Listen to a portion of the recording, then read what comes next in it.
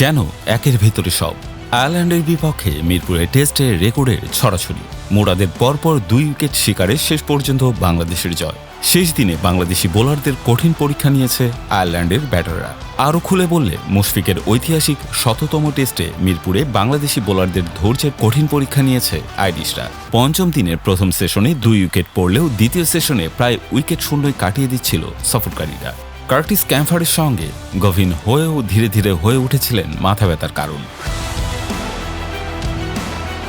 Match এগোচ্ছিল ড্রয়ের পথে, তবে দ্বিতীয় সেশনের একেবারে শেষ মুহূর্তে পরপর 2 বলে 2 ব্যাটারকে সাজঘরে ফিরিয়ে সব অপেক্ষার সমাপ্তি ঘটালেন হাসান মুরাদ। সিরিজের দ্বিতীয় ও শেষ টেস্টের পঞ্চম দিনে আয়ারল্যান্ডকে 217 রানের ব্যবধানে হারালো টাইগাররা। তাতে 2 ম্যাচের টেস্ট সিরিজে 2-0 ব্যবধানে শেষ করল স্বাগতিকরা। সিলেটে প্রথম ম্যাচে আইরিশদের ইনিংস ও 47 রানের ব্যবধানে হারিয়েছিল নাজমুল হোসেন শান্তর দল। চতুর্থ দিন শেষেও মনে হচ্ছিল সহজ জয় তুলে নেবে বাংলাদেশ।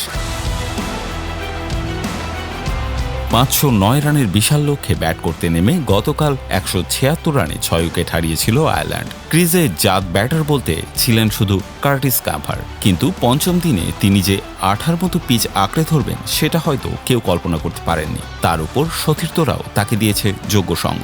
আগের দিন 4 ওভারের পর শেষ দিন আরও 14 ওভার সঙ্গ দেন অ্যান্ডি ম্যাকব্রায়েন। শেষ পর্যন্ত লেগ বিফোরের ফাঁদে ফেলে তাকে সাজঘরে ফেরান তাইজুল ইসলাম। প্রথম ইনিংসের পর দ্বিতীয় ইনিংসেও 4 উইকেট নিয়ে প্রথম বাংলাদেশি হিসেবে 250 উইকেটের মাইল ফলক স্পর্শ করেন। একই সঙ্গে বাঁহাতি স্পিনার হিসেবে তিনি যৌথভাবে 250 উইকেটের রেকর্ড করেন। তার সমান 57 ম্যাচে রেকর্ডটি আগে করেছিলেন শ্রীলঙ্কান স্পিনার রঙ্গনা হেরাত। ম্যাকব্রায়েনের পর জর্ডান নেইল এসে 14 ওভার সঙ্গ দেন ক্যাম্পারকে।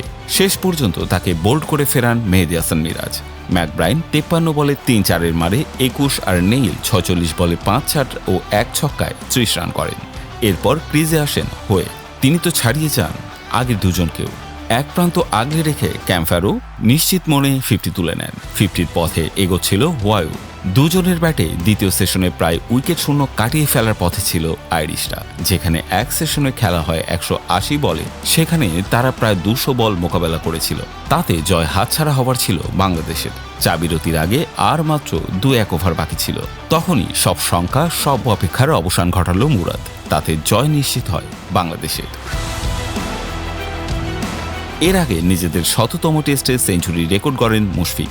সঙ্গে লিটনের সেঞ্চুরিতে বাংলাদেশ প্রথম ইনিংসে তোলে 476 রান।